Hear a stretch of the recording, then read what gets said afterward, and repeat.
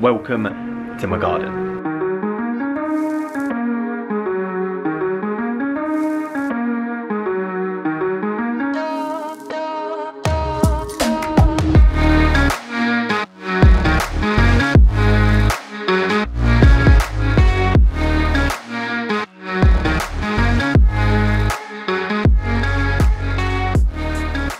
So for near on a week now, I've been judging your guys' golf bags, giving you advice on what to put in, what to take out, how little you should be spending, and where you should be finding these bargains from.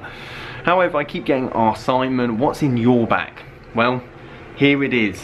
And not only am I going to show you what's in the bag and what I like and what I don't like and potentially what I'm going to put in, but let's find out exactly how much my golf bag, because I know how much it cost when I first got it, how much is it worth now? And if you wanted a complete replica of the set of golf clubs that I'm using today and pretty much going to use for the majority of this year as well, how much is it going to set you back? Because I don't think it's going to be a lot.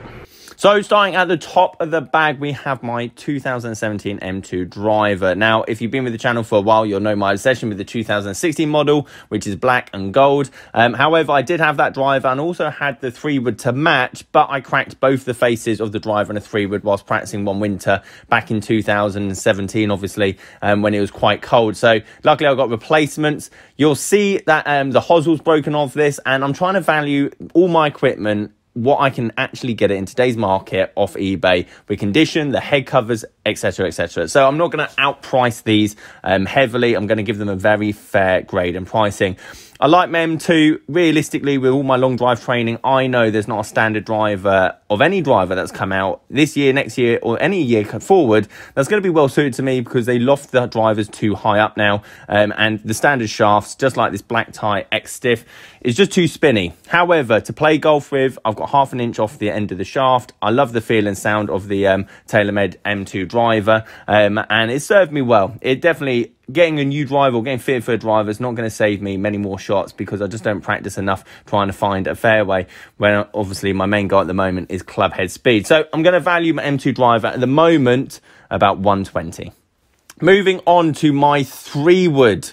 I rarely use the M1 3-wood, mainly because, again, I'm not playing, I'm practicing enough. Therefore, I might as well just take the driver. It's got a bigger face on it. However, if I'm looking to par 5s, if I'm looking to try and shape a shot into the fairway, I use my M1. I like it. I've never moved adjustable weightings in any wood ever. However, it is quite a low launching, low spinning head.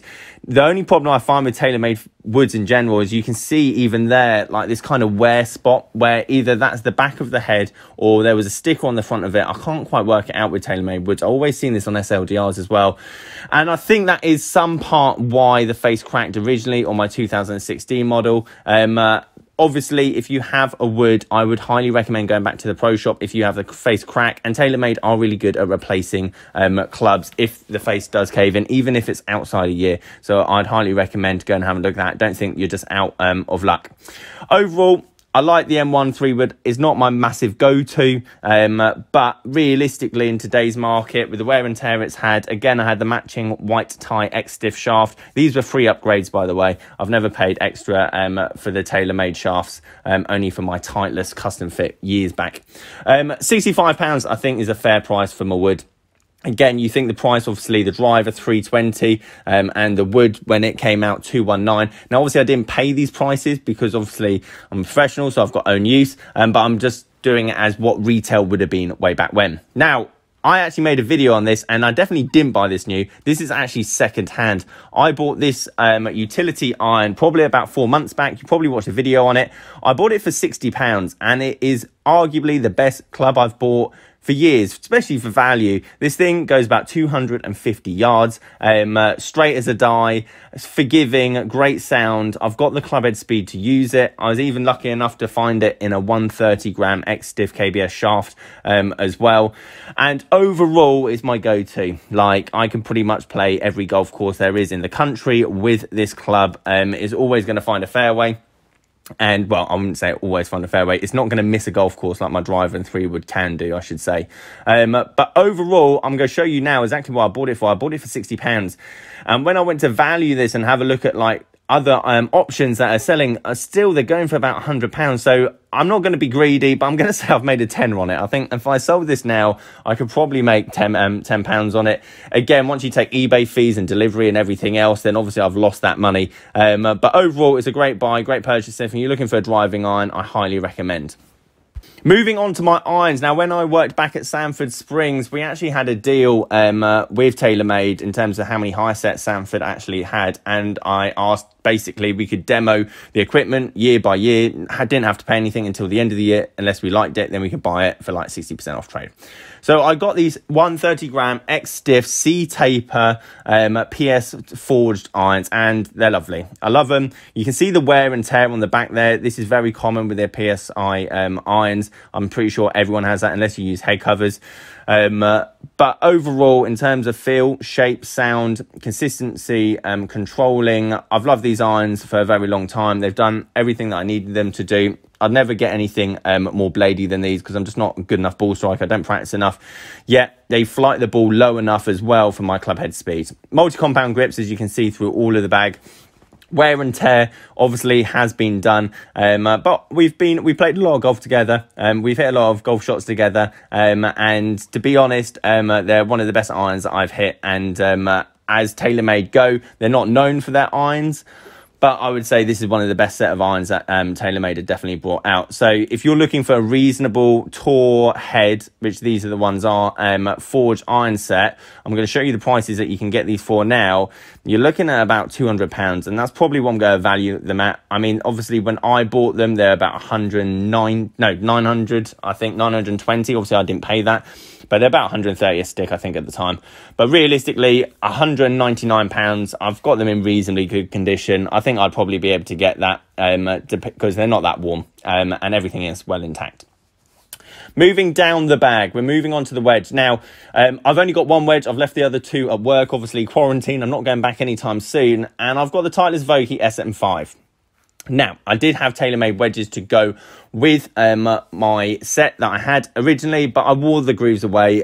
Too many shots, too many trick shots, too much practicing, and the wedges are only good as their grooves. So I went and bought a set of SM5s. Originally, these would have been worth about £99, I imagine. I think this is before wedges went up to like something stupid, 150 a wedge.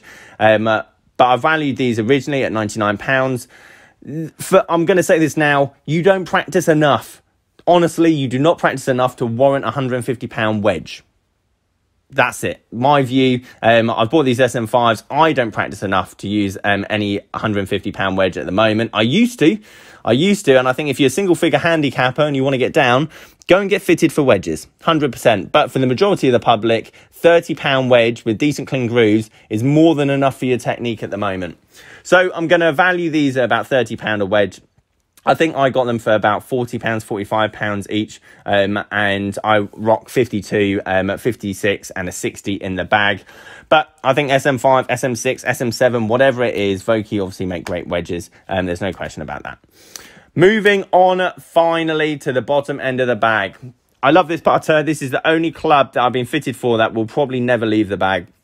Ping Answer 1mm putter. It's 35 inches long, so very long. It's very upright, which is a silver dot, which is 5 degrees upright. And it was £199. And I'm pretty sure I think I paid that because we didn't have a deal with Ping at the time. And I think I just bought it straight off their website. But to be honest, did I care? No, because I arguably could not miss anything with inside 8 foot when I was practicing probably about 10 hours a week on my putting with drills, pressure practice, everything else. This is my wand. However, can I use this thing as efficiently now? No. I'm probably better off going back and using an old mallet style Odyssey 2-ball or a spider putter because I don't practice enough. However, at the time when I was grinding, I was so confident if I had a straight putt with this, it wasn't missing.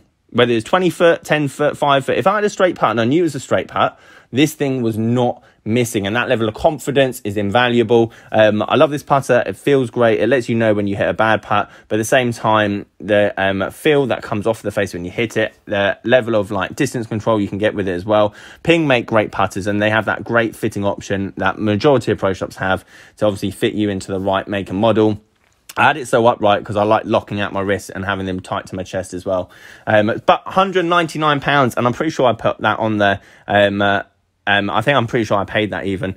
As you can see, golf wide grip there. I have both hands either side of the grip, like 2 thumb, for example.